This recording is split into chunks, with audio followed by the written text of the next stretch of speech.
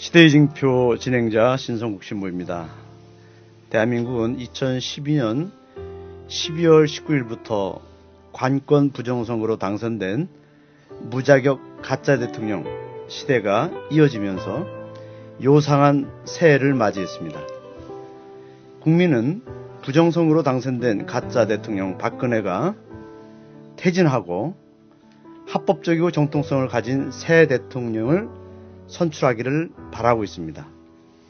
오늘도 시대의 징표에 함께한 공동 진행자 그리고 손님을 소개하겠습니다. 각자 자기 소개를 해주시죠. 예, 저는 광주교구의 최민석 신부입니다. 예, 저는 한국정치연구소 이원영 연구원입니다. 예, 저는 제주도에서 비행기를 타고 왔습니다. 카톨릭 신학자로 활동하고 있는 김근수라고 합니다. 예, 우리 이렇게 또 손님, 우리 신학자와 함께 하게 돼서 참 새해를 맞이해서 참 뜻깊습니다. 오늘 그 새해 첫 방송의 주제는 해방신학과 우리의 현실입니다. 최근 우리 한국 천주교 사제들이 사회 문제에 대해서 많은 발언을 하고 또 부정선거를 규탄하는 시국미사를 거행하고 있습니다. 그분들이 그러한 발언과 그 여러 가지 사회 참여의 그 신학적인 배경 그리고 그 근거는 과연 어디에서 나온 것인가? 저희들이 곰곰이 생각해 봤을 때 사회 교리에서 그것이 근거를 가지고 있습니다. 근데 그 사회 교리는 해방신학의 뿌리를 둔 가톨릭의 그 가르침입니다. 그래서 우리가 그 사회 교리에서 말하는 그 현실 안에서 하나님의 뜻을 실행하라는 그 가르침, 그리고 세상의 불의를 보고 방관하지 말고 사회 정의를 실천하는 것이 바로 교회의 가르침이고 예수님의 가르침입니다. 그래서 이 해방신학은 그 사회 교리의 그 모든 그 근거를 제시한 그런 실천신학으로서 우리가 반드시 이 시대 또 이 시대의 징표를 통해서 한 번쯤 다뤄봐야 될 그런 중요한 주제라고 봅니다. 그래서 오늘은 저희들이 그 해방신학의 본거지 남미에서 해방신학을 전공하시고 또 우리 국내에서 활동하고 계시는 김근수 신학자 선생님을 모시고 해방신학이 무엇이고 그 배경이 무엇인지를 함께 우리가 알아보는 시간을 갖도록 하겠습니다. 먼저 그 우리 김 선생님, 예. 해방신학이 왜 생겼는지 또 그 배경이 무엇인지 좀 간단히 말씀 좀 해주시기 바랍니다. 사실 해방신학이 없는 세상이 제일 좋습니다. 해방신학이 필요 없는 세상이면 얼마나 아름답겠습니까? 그런데 불행히도 해방신학이 등장하지 않을 수 없는 세상이 지금도 계속되고 있습니다. 해방신학은 사실 예수님의 말씀과 행동과 밀접하게 관계가 있습니다. 네. 그러니까 예수님이 전혀 하지 않으신 말씀이나 행동을 해방신학이 새로 개발해서 하는 것이 아니고 실제로 예수님께서 말씀하시고 보여주신 행동을 학문적인 용어로 현대적 상황에 맞게 구성한 것을 해방신학이라고 볼 수 있습니다. 더 자세히 말씀드리면 해방신학의 그 탄생지라고 볼 수 있는 남미는 1950년, 60년도에 그 경제적인 가난이 심했습니다. 그리고 그 가난뿐만이 아니고 정치적 억압이 심했습니다. 그 두 가지 바탕에 신학적인 반성이 결합돼서 그 탄생한 신학이라고 보이겠습니다. 그러니까 우리 김근수 신학자 선생님은 사실은 지금 해방신학에 관련해서 지금 얘기를 하고 계시는데 그 유럽에서 공부하신 적이 있다고 그래요? 예, 그리고, 그렇습니다. 예, 그리고 또 남미 신학을 공부하시기도 하시고.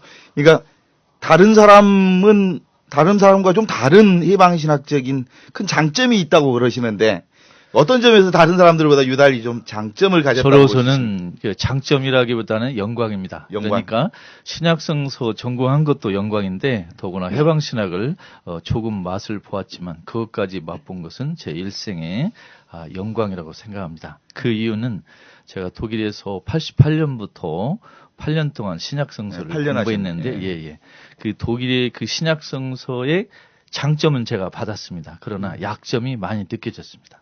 그 약점이 뭔가요? 그 약점이 뭐냐면 독일 성서 신학은 성서 텍스트를 학문적으로 메시지를 캐내는 건 아주 잘합니다. 그런데 신학자 자체들이 되게 중산층 출신입니다. 그리고 유럽의 가난과 억압이라는 것이 사회 문제 될 정도로 크게 부각되지 않다 보니까 신학자들이 그 현장 감각을 잊어버렸어요. 근데 그 성서를 보면 성서는 가난한 사람이 썼고 가난한 사람이 읽도록 한 문헌인데 유럽에서 보니까 중산층 학자가 중산층 청중들에게 가르치는 거예요.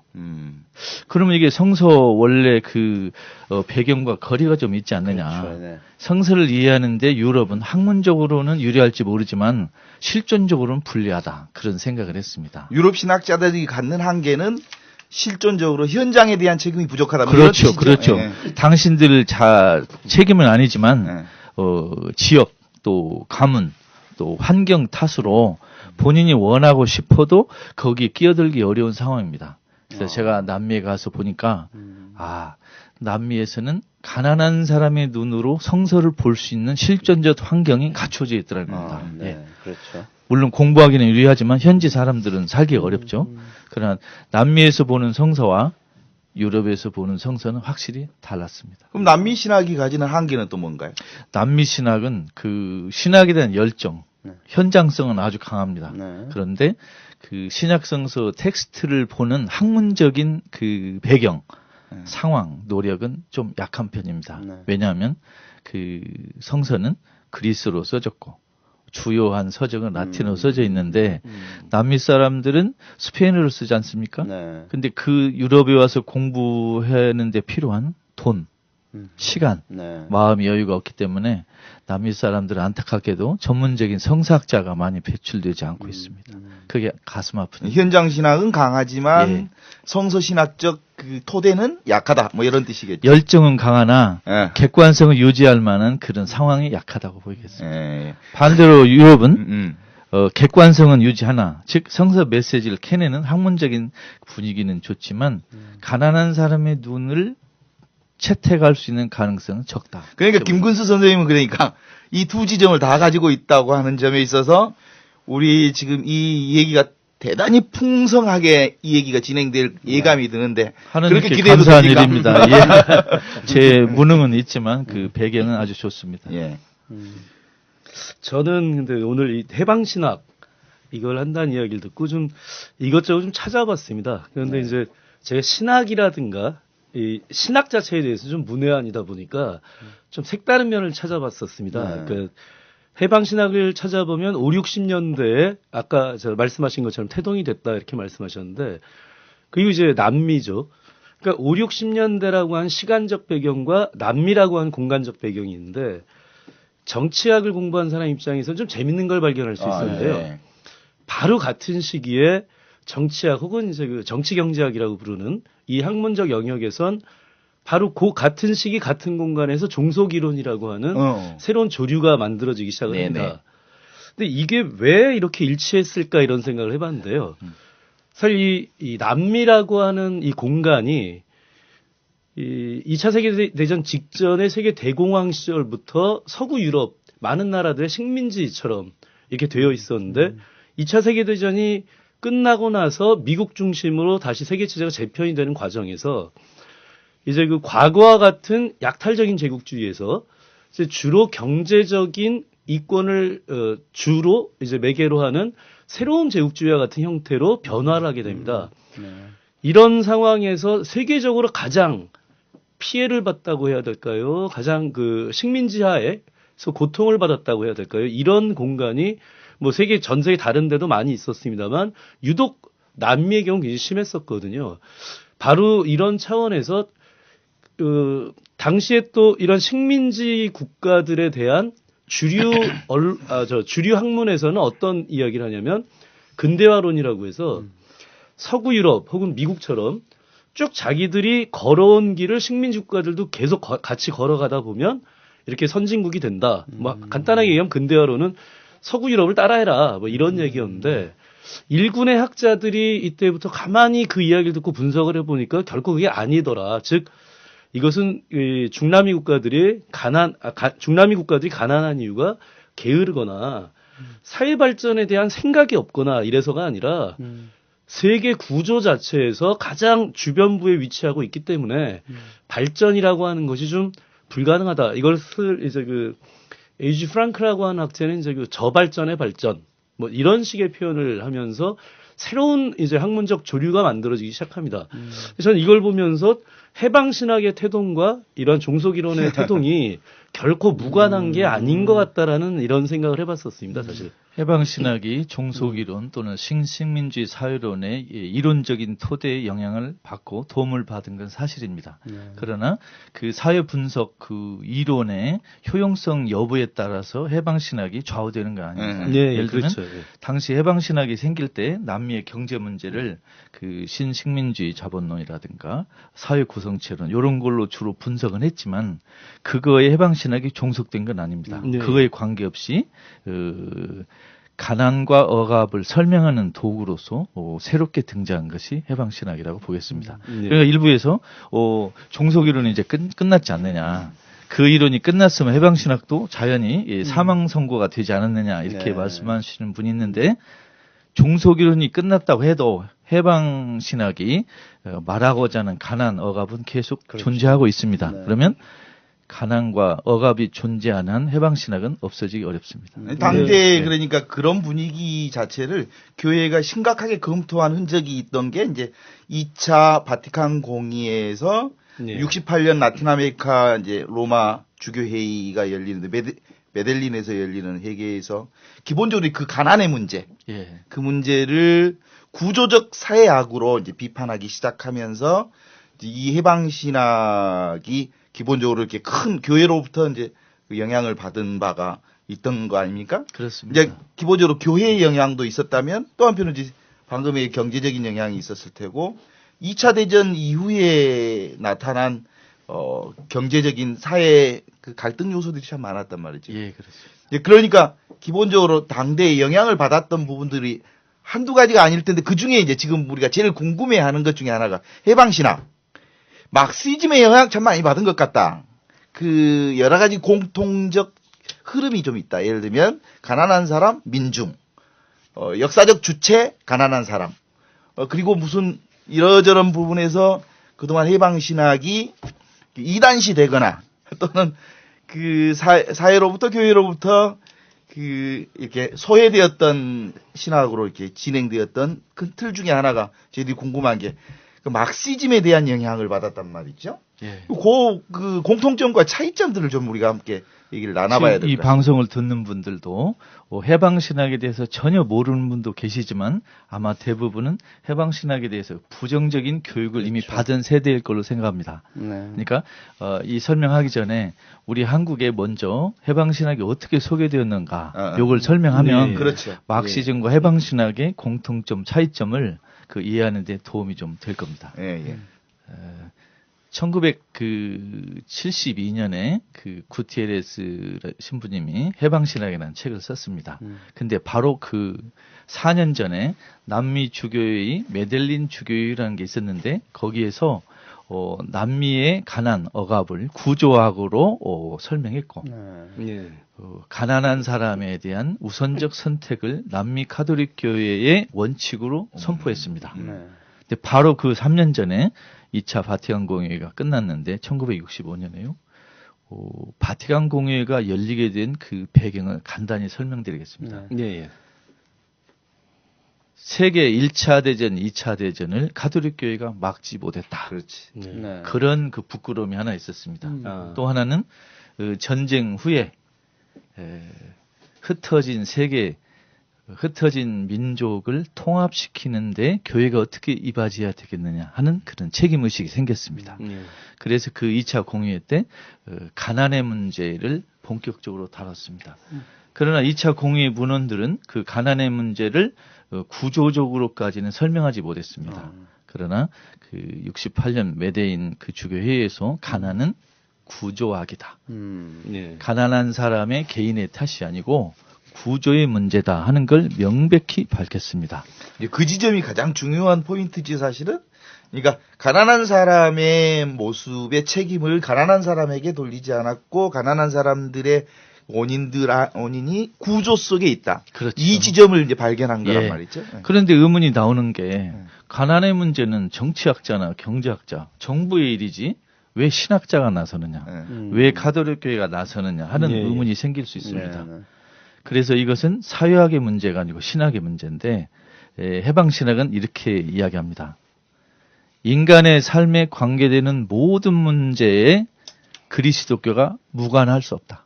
아, 예. 신앙이라는 건 죽음 이후의 세계를 논하는 것이 아니고 인간 존재, 삶의 모든 구석구석에 다 참여하는 걸 신앙이라고 한다. 이러한 신학적 각성이 있었습니다. 그러면 신앙이 원래 그런 거 하는 겁니까? 하는 의문이 생깁니다. 원래 신앙은 우리 그리스도교에서는 전통적으로 두 가지를 얘기했습니다. 초대 교회에서 신앙은 영성을 가리킵니다. 예. 예. 곧바로 신학은 영성이다. 예. 그런데 이게 프랑스 혁명까지 신학에 관한 정보를 또 신학이라고 하기 시작했습니다. 그리스도교에서 가르치는 교리, 신심 내용에 대한 정보를 신학이라고 그랬습니다. 그런데 프랑스 혁명 이후에 신학에 한 가지가 더 추가됐습니다. 인간이 사는 사회와 교회에 대한 비판을 포함한다. 그러니까 신학의 세 번째 측면이 포함되는데 예. 사회 비판, 음흠. 교회 비판 두 가지가 포함됐습니다. 그러니까 지금 아주 그 흐름을 얘기를 하셨는데 예. 신학의 예. 대상을 설정할 때 영성적 차원으로부터 이제 출발을 했단 말이죠. 예, 그렇습니다. 그래서 그것을 개념화시키고 예. 그리고 그것을 신학화시켜서 예. 그것을 이제 우리들이 알아듣게 하는 부분에다가 이제 불란서 혁명 이후에 신학이 현장을 보기 시작했다 이 말 그렇습니다. 아닙니까? 그렇습니다. 이제 그렇다면 왜 교회가 그 전 단계는 이제 예수 정신으로부터 시작되어지는 그 그러니까 교회라고 하는 것이 있기 이전 단계의 예수 정신하고는 어떤 차이를 가지면서 교회가 이렇게 거리를 두면서 신학화가 진행된 겁니까? 우리 그리스도교 역사를 보면 크게 세 개로 나눌 수 있습니다. 그러니까 예수님부터 그 로마 국교로 인정되기 전까지, 예. 그 다음에 그리스도교가 로마 제국의 국교로 인정될 때부터 프랑스 혁명까지, 예. 아. 그 다음에 프랑스 혁명 이후 세 번째가 오늘까지 이어진다고 예. 봅니다. 그 세 개가 뚜렷이 다릅니다. 예. 그 로마의 국교로 인정되기 전까지 우리 그리스도교는 박해받는 종교였습니다. 그렇죠. 그러나 국교가 된 이후 우리 그리스도교는 정권의 정치 세력의 윤리교육 담당으로 좌표가 아. 매겨졌습니다. 아. 윤리교육 담당. 그렇습니다. 그래서 예. 이제 정부를 지원하는 서포트 조직으로 그렇죠. 비춰질 예, 가능성이 예. 있네. 그러니까 국가 정- 이념을 예, 이제 지원해주고 예. 또 신학적인 그 바탕을 제공해주고. 그렇습니다. 예를 들면 지상에는 국왕, 음. 천상에는 하느님. 음. 그래서 국왕에 충성하고 하느님께 충성하는 두 가지를 동시에 가르쳤습니다. 그 분위기에서는 그리스도교가 부정한 부패한 정치 권력에 저항하는 것은 꼭 신자의 의무를 위반한 걸로 가르쳤습니다. 아. 그러니까 이제 예수 정신이 온전히 유지되기 전 단계는 1단계까지는 예수 정신이 그대로 유지되다가 국교화되고 2단계로 넘어서면서 이제 조직화되고 기득권 그 권력과 자본 권력과 국가 권력을 서포팅하는 조직으로 가다가 불란서 혁명 이후에 다시 제정신을 차린 교회의 모습으로 비춰져도 될 것 같네요. 크게 보면 그렇습니다. 예를 들면 1단계에서 우리 그리스도교는 불의한 권력자에 대한 저항을 가르쳤습니다. 그렇죠. 근데 2단계 로마 제국의 국교가 된 이후로는 요면은 사라졌습니다. 네. 그리고 교회 고위 성직자들이 귀족 출신이 되다 보니까 귀족과 왕권이 결합을 해서 일반 평민들인 신도와 평사제들은 그 불의한 권력에 대한 저항을 가르칠 수가 없었습니다. 네. 그러나 프랑스 혁명 이후에 또 바뀌었습니다. 프랑스 혁명 이후에는 사회 비판, 교회 비판이라는 게 새로 추가됐습니다. 예. 아, 우리 역사는 인간 세계는 우리의 손에 달려 있구나. 그걸 이제 깨닫기 시작한 겁니다. 정치 권력이 우리 존재의 근거가 아니다. 이걸 알기 시작한 거죠. 예. 그럼 거기서 좀 갑자기 지금 들은 궁금한 점이 하나 생각난 게 있어서 질문을 드리면요. 그러니까 프랑스 혁명 이후에 말씀하신 건 주로 유럽에서의 가톨릭 얘기인 거 예, 같은데요. 그렇습니다. 예, 예. 근데 이제 그 이후에 1차 세계대전, 2차 세계대전 요 전부터 요 당시 상황을 보면 서구 유럽의 많은 국가들이 이제 그 막 식민지를 개척하고 그렇습니다. 이렇게 되지 않습니까? 예. 근데 만약 이렇게 그 식민지를 개척하던 바로 요 상황에서 교회가 식민지를 개척하는 제국주의 국가로서의 서구 유럽에 대한 자기 반성이나 성찰 이런 건 혹시 없었나요? 그것이 간헐적으로 있었지만 그것이 집단적으로 조직적으로 된 건 2차 공해가 처음이라고 볼 수 있습니다. 아, 그렇다면 예. 만약 그렇다면 50년대, 60년대 들어오면서 사실 세계사적으로 보면 2차 세계대전 이후에, 그러니까 2차 세계대전이 진행되는 동안 식민지에서 해방되는 국가들도 있었지만 2차 세계대전 이후에 들어와서야 소위 그 제3세계라고 한 개념의 국가들이 식민지 민족해방 운동이 활발하게 벌어지면서 신생 독립국들이 이제 막 생겨나기 시작을 하는데요. 예. 이러한 세계사적인 흐름을 일정하게 교회가 성찰하고 받아들이면서 새롭게 이제 가난의 문제를 한 국가만의 문제도 아니고 전체 세계적인 말하자면 우리 신학 전체가 받아들여야 될 문제로 이렇게 그 신학도 이제 세계사의 흐름에 맞게 이러한 새로운 전환을 이뤘다 이렇게 생각할 수 있는 건가요? 맞습니다. 그 2차 공의회가 끝난 65년 이후에 2차 공의회 정신을 가장 많이 받아들이고 반성한 대륙은 남미였습니다. 아시아나 유럽이나 그 아프리카보다도 남미가 더 정확히 잘 받았습니다. 그 이유는 남미 대륙이 어떻게 보면 동질성이 있습니다. 예. 카톨릭 국가다. 가난하다, 군사 정권이다, 언어가 비슷하다. 네. 이 여러 가지 그 상황이 있었기 때문에 2차 공의회 정신을 가장 빨리 정확히 받아들인 것이 남미 교회입니다. 거기서 태동한 신학이 해방 신학입니다. 그럼 이제 방금 얘기한 거기서 그 막시즘에 대한 오해를 좀 이렇게 풀어주시면. 예, 그러겠습니다. 남미에서도 해방 신학뿐만이 아니라 막시즘이 많은 영향을 발휘했습니다. 근데 막시즘하고 해방 신학 차이는 크게 세 가지로 볼 수 있습니다. 첫째, 막시즘은 무신론을 주장하고 종교의 역기능을 강조했습니다. 그 다음에 계급투쟁, 폭력의 사용 이런 말을 했습니다.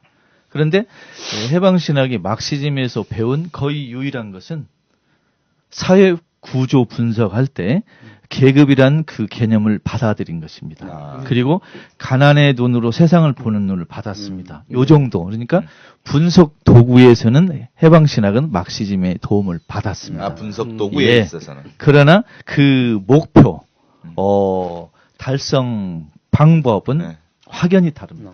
예를 들면 해방신학은 무신론을 거부합니다. 네. 폭력 사용을 여러 스펙트럼이 있긴 하지만 대부분은 거절합니다. 예를 들면 로메로 대주교도 거절하시고 네. 폭력 사용. 그다음에 계급 투쟁으로 프로레타리아가 권력을 잡고 부자들은 그 다시 하층으로 돌아가는 그런 식의 방법은 택하고 있지 않습니다. 예. 예. 그런데 거기서 이제 그 가난한 사람들에 대한 우선적 선택에 예. 관련해서 예. 이제 그 해방신학의 특징들을 이렇게 보게 되면 예. 교회가 그 모든 사람들을 구원한다고 얘기할 때 사실은 가난한 사람들에 대한 우선적 선택이 모순처럼 느껴진단 말이죠. 이 부분들을 가지고 이제 보수교회에서는 문제를 걸고 있는데 실제로 우선적 선택이라는 의미가 무슨 뜻입니까? 해방신학을 한 문장으로 가장 정확하게 표현한 단어가 바로 가난한 사람에 대한 우선적 선택입니다. 네. 자, 첫째는 가난한 사람이 대상이고 두 번째는 우선 선택한다는 겁니다. 네. 이게 뭔 말이냐? 부자들은 다음 문제다. 이 가난과 억압의 시대에는 우선 우리의 관심 대상은 부자가 아니고 가난한 사람이다. 그게 1번입니다. 네.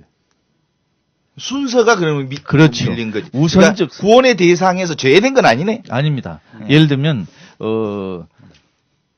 어느 경기장에 가는데 우선 입장은 가난한 사람 시킵니다. 부자들은 나중에 들어와라. 그러나 부자를 못 들어오게 하는 거 아닙니다. 나중에 들어와라. 순서가 다르죠. 그러면 부자들은 가난한 사람과 똑같이 취급을 받느냐? 그렇지 않습니다. 하느님은 가난한 사람을 먼저 배려하시고 선택하는데 이 결정은 하느님이 하셨습니다. 이게 부자들은 하느님한테 왜 가난한 사람하고 우리 부자를 차별합니까? 이렇게 항의할 수는 없습니다.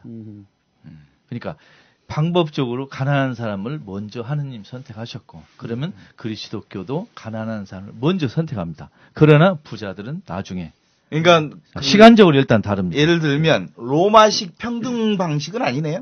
로마나 그리스의 그 문화의 평등은 모든 사람에게 기회를 균등하게 똑같이 주는 겁니다. 네. 그러나 인생이나 우리 그 사회 구조는 이미 출발부터 불공정 경쟁 아닙니까?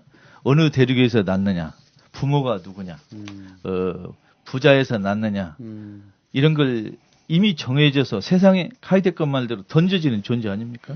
그 불공정 경쟁에서 가난한 사람과 그 부자에게 균등한 기회를 준다는 것은 결과적으로는 부자에게 유리한 위치를 주는 것입니다. 자, 그러면 아주 재미있는 이제 그 사목자들 그리고 교회의 그 중심에 이제 서 있는 사람들의 이제 고민이 시작되기도 하고 그러겠습니다. 그다음에 예. 더 나아가서는 신자들 간의 갈등 요소가 생길 텐데 예를 들면 지금 강남에 그 신자 비율이 20%가 카톨릭 교회 신자 비율이 20%가 예, 그렇게 넘어요. 들었습니다. 그럴 경우 그 많은 경우 이제 가난한 사람들에 대한 우선적 선택이 이렇게 전면에 등장했을 때 그 사모 간의 갈등들이 생길 텐데 요 방식에서 어떻게 선택을 해야 되는 겁니까? 예를 들면 루가복음을 보면 루가복음은 부자들이 많이 있는 공동체에 쓴 복음입니다. 그래서 우리가 루가복음을 가만히 살펴보면 부자들이 많이 있는 공동체에서 예수의 말씀을 어떻게 따를 것인가 하는 좋은 교훈이 나옵니다. 예. 그 예수님이 가난한 사람과 부자에 대한 그 처우가 달랐습니다. 예수님은 가난한 사람을 편들어서 위로해서 도와주셨고 위로해서 도와주시고 예. 가난한 부자는 비판해서 사랑했습니다. 그러니까 그 부자는 그 사고 방식과 마인드를 교정해서 가난한 사람으로 그 함께 사는 세상을 갈 수 있도록 지향성을 두도록 하게 하고 그렇죠. 그다음에 가난한 사람도 근본적으로 아프고 힘들고 어려우니까 위로하고 그러니까 방식이 대상은 같지만 방식이 좀 다르네요. 예, 다릅니다. 예수님은 무차별적으로 모든 사람에게 똑같이 대하지 않았습니다. 가난한 사람은 위로하고 편들어서 사랑하고 부자는 비판하고 회개를 촉구해서 사랑하고 그 방식이 달랐습니다. 그게 그러니까 딱 그거네요. 성서규절에 왜 부자가 천국에 들어가는 것은 뭐 낙타가 바늘기에 들어가는 것보다 더 어렵다. 그렇죠. 예. 바로 그런 말씀. 그렇습니다. 성서에 보면은 아주 재밌는 그 현상이 나오는데 예수님이 가난한 사람을 비판한 적이 한 번도 없습니다. 그러면 예수님이 가난한 사람의 약점을 몰랐느냐? 아셨죠. 가난한 사람의 자기 모순, 게으름, 서로 속임수 왜 몰랐겠습니까? 부도덕 다 알죠. 네.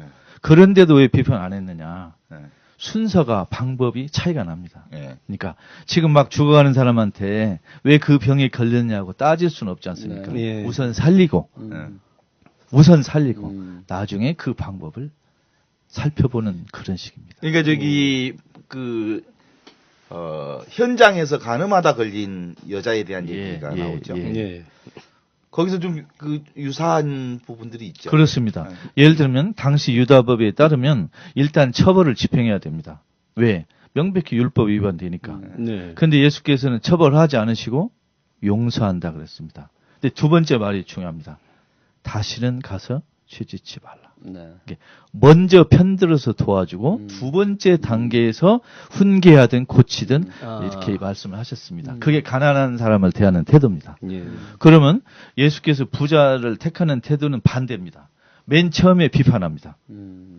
그 부자가 아무리 좋은 일 해서 일단 비판합니다. 그렇게 살지 말아라. 두 번째 가서 회개하라. 예. 그래서 예수님은 가난한 사람과 부자를 대하는 방식, 순서, 목표가 다 다릅니다. 그런데 이걸 만일 무차별적으로 하느님은 부자나 가난한 사람 똑같이 비를 내려버린다. 이렇게 하면은 설명하는데 오해가 있을 수 있습니다. 그래서 방법, 절차를 구분해서 해야 되지 않느냐 이렇게 생각합니다. 얘 얘기를 들어보면 지금 해방신학을 얘기하면서 지금 삶을 듣고 있단 말이에요. 그렇죠. 근데 그동안 우리는 이제 신학이라고 하면 일단 그 지루하다 따분하다. 그렇죠. 그다음에 성직자나 수도자의 전유물이다. 그렇죠. 그리고 그래서 얘기다. 그래서 실제로 그 신학교에서도 이렇게 공부하게 될 경우 신학이 참 이렇게 그 같은 말을 계속 반복해서 돌리는 얘기다. 뭐 이렇게 해서 시험 볼 때 이렇게 그 답안 쓸 때 다시 말하면 또는 뒤집어서 얘기하면 어떤 신학자가 얘기를 통해서 얘기하면 이렇게 해서 그 뒤집어서 얘기하고 돌려쳐서 얘기하고 그래서 16절지에 한 장을 채우면 된단 말이죠. 해방신학은 신학이라는 개념에 대해서 우리에게 새로운 교훈을 줬습니다. 뭐냐면 신학을 도서관, 교실, 서재에서 해방시킨 겁니다. 그러니까 이제 뒤집으면 신학에 대한 해방. 그렇죠. 그것이 해방신학입니다. 좁은 의미의 신학에서 해방시킨 겁니다. 그러니까 예를 들면 좁은 의미의 신학이라는 것은 예를 들면 개념 중심의 그렇죠. 개념을 풀이한다거나 또 개념을 서로 연결해 설명한다거나 또는 문서를 서로 이은다거나 이것이 아니고 또 신학자들 고유의 그 전문적인 용어를 풀어 암호처럼 하는 그런 신학이 아니고 모든 사람이 이미 신학을 하고 있다. 근데 그동안 우리는 그 많은 사람들이 저까지도 신학한다는 게 대단히 그 어색하고 내가 무슨 신학자도 아닌데 무슨 신학을 하냐. 저 신부인 저도 그랬는데 평신도들이 신학한다는 것은 꿈에도 생각하지 못했단 말이죠. 그렇죠. 예를 들면 그 철학을 봅시다. 철학과 교수만 철학합니까? 그렇지 않죠. 그렇죠. 누구나 철학을 하는데 단지 철학과 교수님은 그걸 전문적인 용어로 풀어서 해설한다. 그 정도 차이입니다. 그러면 그걸 우리 신학에 비춰보면 모든 신도는 더 나아가 모든 선의의 인간은 이미 자기도 모르게 신학을 하고 있습니다. 단지 그것을 신학적인 용어를 동원해서 표현하는 분이 이른바 전문적인 신학자일 뿐이죠. 그 개념을 이제 넓혀야 되겠습니다. 모든 인간은 신학을 하고 있다. 아이고 우리가 빼앗긴 실제로 신학하고 있으면서도 신학은 성직자나 수도자 신학자에게만 있다라고 하는 것에서 해방시키는 방법이 있다면 뭡니까? 예를 들면 우리가 그 전례를 한번 볼까요? 사제들의 권력을 유지하는 가장 마지막 끈은 그 성사행위를 사제만 할 수 있다 이겁니다. 네. 그러면 신학자들이 그 권력을 유지하는 마지막 그 끈은 뭐냐면은 신학 정보를 우리 손아귀에 쥐고 있다 이겁니다. 근데 이것을 모든 하느님 백성에게 해방시키는 주는 겁니다. 선의로 주는 게 아니고 원래 있는데 그 있다고 알려주는 겁니다. 예, 이렇습니다. 그러면 우리 구티에레스 책에도 나옵니다마는 신도들에게 해방에 관한 교육을 시켜야 됩니다. 해방 교육이라고 했는데 옛날에는 이게 의식화 교육이라고 그랬습니다. 그렇지. 근데 어떻게 보면 해방 교육이라고 할까요? 요새 말로 하면 사회 교육 교육입니다. 이게 모든 신도가 교황 성직자만 바라볼 것이 아니고 우리 모든 신도가 교회의 주인이고 우리가 다 신학을 하고 있다. 이런 것을 가르쳐 줘야 됩니다. 와, 이게 이제 신학이 드디어 그 어깨를 풀고 신학교에서 또는 신학자에게서 해방되는 날이 곧 와야 될 것 같네요. 벌써 왔는데 우리가 지금 느끼는 정도만 다를 뿐입니다. 예. 이 신학이라는 것을 도서관 신학자의 머리에서 해방시켜야 됩니다. 우리 모두가 다 신학자예요. 예를 들면 아까 신부님 말씀하셨지만 현장이라고 그랬죠. 네. 현장에서 나오지 않는 신학은 사실 신학이 아닙니다. 신학은 현장에서 활동으로 보인 것을 학문적 용어로 2차적으로 모인 표현한 것이 신학일 뿐입니다. 1번은 행동, 2번은 신학으로 개념화하는 거 이 정도입니다. 현장이 먼저네요. 그렇습니다. 그다음에 현장이 먼저고 신학은 2번입니다. 네. 예.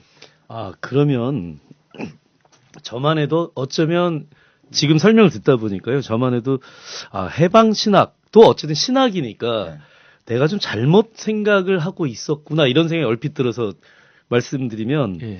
그러니까 저도 해방 신학이라고 하는 것도 어차피 신학이기 때문에 왜 신에다가 학자가 붙었으면은 학문할 때 학자가 붙었으면 기본적인 선입관이 뭐냐면 보통 사람들이 잘 모르는 개념과 용어로 설명하는 것 뭐 이런 선입관 같은 게 있었거든요. 예. 근데 지금 하신 말씀을 듣다 보니까 현장에서 체계적으로 정리된 언어 이런 것이 아니라 하더라도 현장에서 느껴지는 영성을 바탕으로 하느님 혹은 예수님을 고백할 수 있다면 이것이 바로 이제 해방신학이다. 맞습니다. 이렇게 맞습니다. 좀 이해가 되는데 예, 아주 옳으신 말씀입니다. 그렇다면 현장에서의 이러저러한 활동을 하다 보면 훨씬 더 중요하게 생각될 것이 혹시 그러한 활동에서 느껴지는 어떤 영성, 뭐 해방의 영성이라고 표현할 수도 있지 않을까 싶은데요. 해방의 영성 또는 우리식대로 새로 말해보면 현장의 영성입니다. 아, 예, 예. 현장에 바탕을 두지 않은 영성은 사실 텍스트에서 나온 영성입니다. 예, 예. 예를 들면 옛날 교보가 어쨌다더라. 옛날 신학자가 어쨌다더라. 이거보다 지금 우리가 사는 지금 여기 현장에서 나오는 거. 강정에서, 대한문에서, 밀양에서, 쌍용에서 여기에서 나오는 그 경험을 학문적 용어로 풀어 쓴 게 영성입니다. 그러나 학문적 용어로 설명하지 않았다 하더라도 느끼면은 이게 영성입니다. 예. 그러니까 결국 해방 신학에서 훨씬 중요한 건 현장에서 느껴지는 영성. 그렇습니다. 예, 예.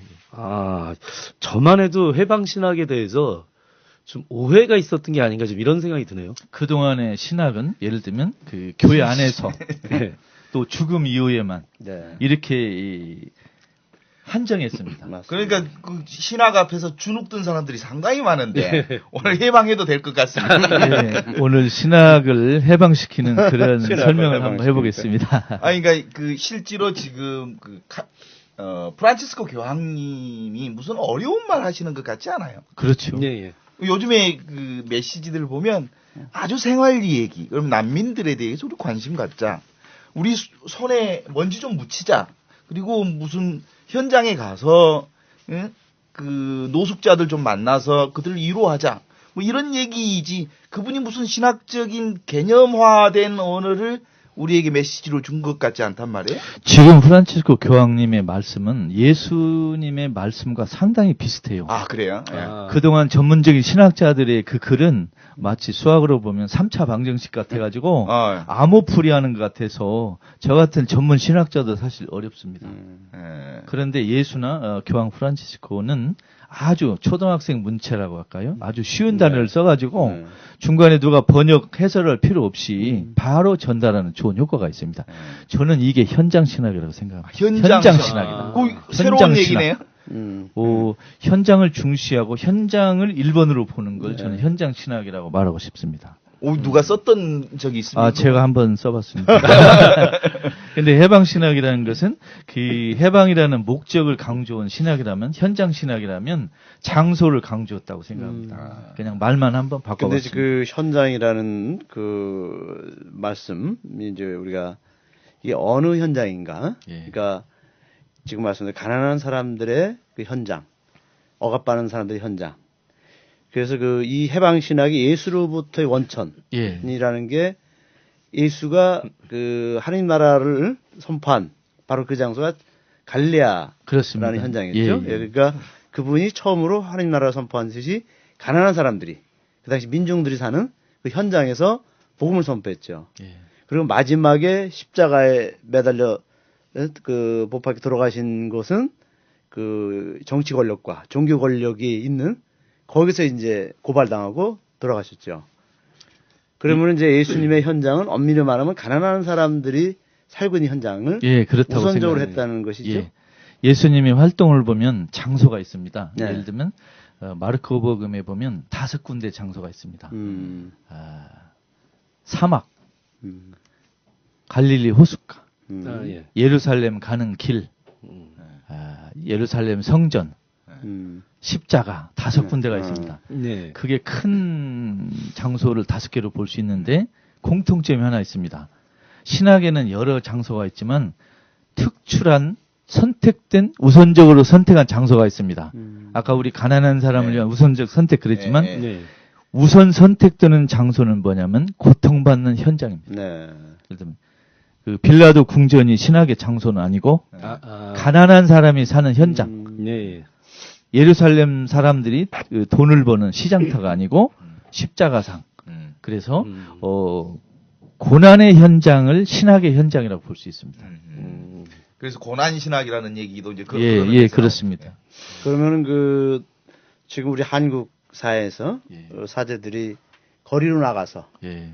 그 지금 미사도 하고 또 그분들 우는 사람들 눈물도 닦아주고 그리고 밀양, 강정 이렇게 곳곳에서 우리가 그 사제들이 달려가고 있는데 예. 또 우리 신자들이 함께 하고 있는데 그것이 엄밀히 말하면 예수님의 그 행보를 그대로 추종하는 거 아닙니까? 그렇습니다. 그러니까 그것을 어떤 불온시하거나 그런 것에 대해서 왜 신부들이 성당 안에서 기도만 하지 왜 거리를 뛰쳐나왔냐 이렇게 비판하는 사람들은 예수님의 그런 가르침을 사실은 잘 모르고 또 아니면 반대하는 그런 사람들이 아닌가 생각이 듭니다. 그동안 우리 교회가 신학의 장소, 하느님을 예배하는 장소를 성당 안으로 가둔 그런 잘못이 있습니다.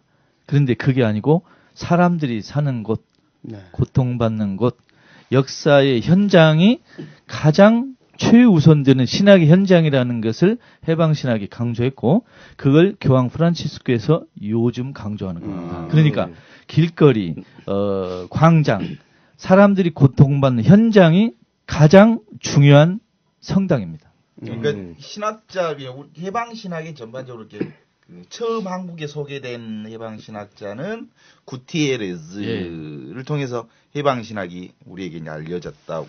그 뒤로 이제 그 나르나도 보프 신부님의 해방 신학에 관련된 정보들을 얻을 수 있었고, 그다음에 이제 최근에는 소브리노, 그러니까 그러다가 지금 이제 그 행보하고 유사한 게 프란치스코 교황님 같은데 저는 잘 모르니까 아무래도 지금 프란치스코 교황님이 해방 신학과 어떤 관계를 가지고 있는지 심히 한번 이렇게 분석해 주시면 어떻습니까? 우리 최민석 신부님 그 트로트의 4대 천왕이 누굽니까?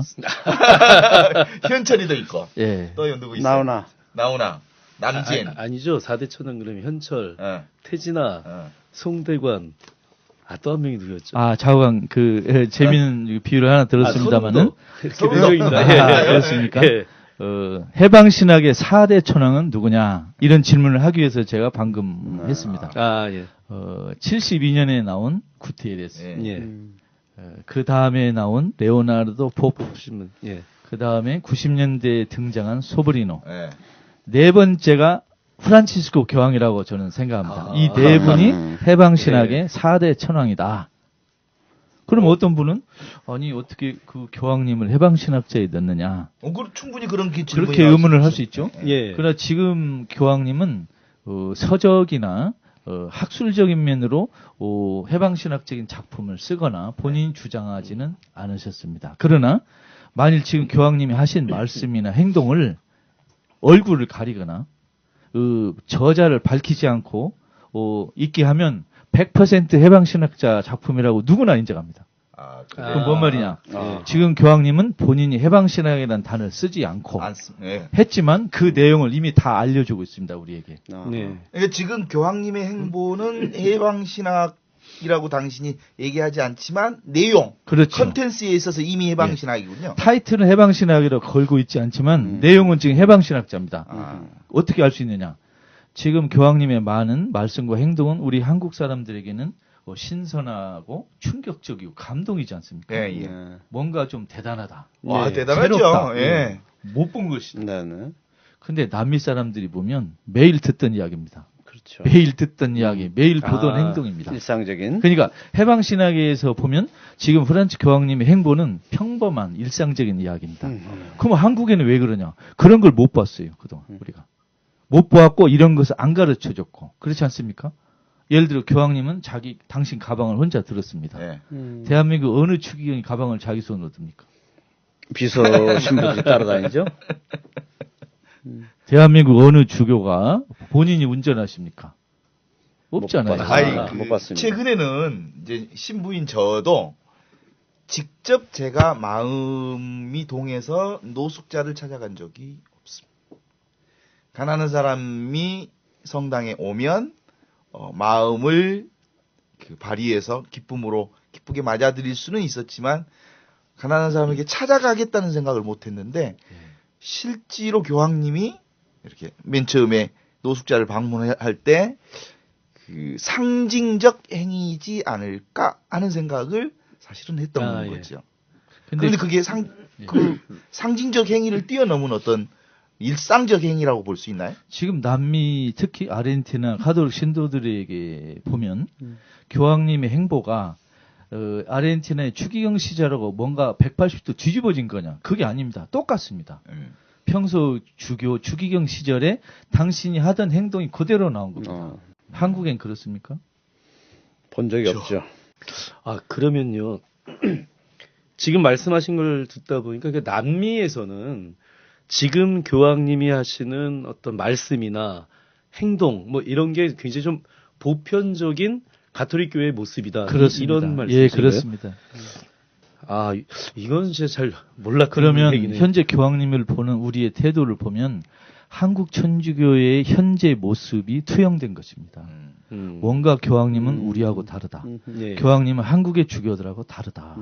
그런데 사실 현재 교황님이 하시는 행동은 예수에게 가깝습니다. 그렇죠. 그러면 반대로 한국 주교님들의 언행은 예수님과 가깝냐?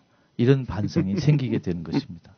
아주 중요한 지적인데 그 교회가 이제 현실 생활과 거리를 두고 있었다. 그리고 그 흐름이 영성 생활이라고 말하면서 그 현장과 거리를 두었거나 또는 은수 생활을 하거나 그리고 그 속세를 떠나는 방식의 틀을 갖거나 그래서 세상과 거리를 두면 둘수록 더 영성적이다라고 말했던 그동안의 한국 교회의 흐름이 지금은 적어도 아주 정면으로 반대 상황을 지금 맞게 되는데 왜 우리가 그러면 영성 생활을 현장과 거리를 두는 것을 영성 생활이라고 말했는지 이 부분에 대해서 우리가 조금 더 짚고 넘어가야 할 필요가 좀 있습니다. 그렇습니다. 그동안 우리 한국 천주교회는 일부 그 개혁적인 신부님들의 그 모범적인 행동으로 많은 국민들에게 그 지지를 받았지만 사실 80년대 이후에 한국 천주교회를 냉정하게 살펴보면 대부분의 주교는 보수 우파에서 나왔습니다. 그리고 주교가 되는 조건 중에 하나는 해방신학을 거리를 둔다는 그런 태도였습니다. 그러다 보니까 그런 주교님들이 대부분 그 교구장을 맡으시고 그 주교의 그 영향력 하에서 사제 양성이 되고 배출이 되다 보니까 사제분들이 대부분이 우파 쪽 성향을 갖게 됐습니다. 그게 현실입니다. 그것이 요한 바오로 2세, 베네딕토 16세까지 계속됐습니다. 그러니까 78년에 요한 바오로 2세가 교황님 되시고 2012년까지 몇 년입니까? 34년을 우리 가톨릭 교회는 2차 공의의 정신과 거리가 멀게 살았습니다. 그리고 그 두 전임 교황의 분위기에 맞게 한국 교회 성직자들이 대부분 따라왔기 때문에 남미의 이 개혁적인 삶과 거리가 멀었습니다.